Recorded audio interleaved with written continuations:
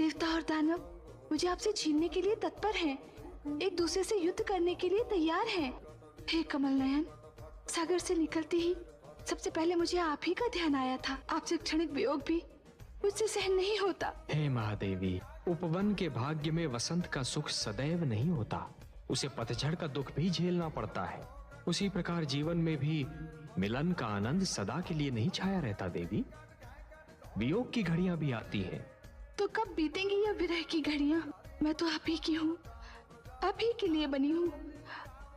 आपसे दूर रहने का विचार भी मुझसे सहन नहीं होता।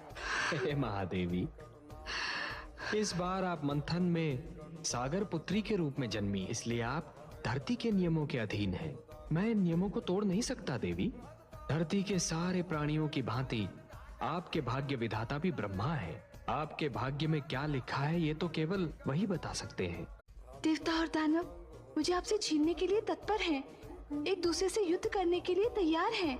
हे कमल नयन, सागर से निकलते ही सबसे पहले मुझे आप ही का ध्यान आया था। आपसे क्षणिक वियोग भी मुझसे सहन नहीं होता। हे महादेवी, उपवन के भाग्य में वसंत का सुख सदैव नहीं होता, उसे पतझड़ का दुख भी झेलना पड़ता है।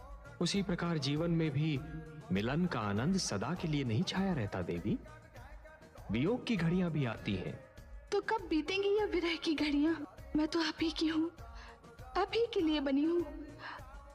आपसे दूर रहने का विचार भी मुझसे सहन नहीं होता। हे महादेवी, इस बार आप मंथन में सागर पुत्री के रूप में जन्मी, इसलिए आप धरती के नियमों के अधीन हैं।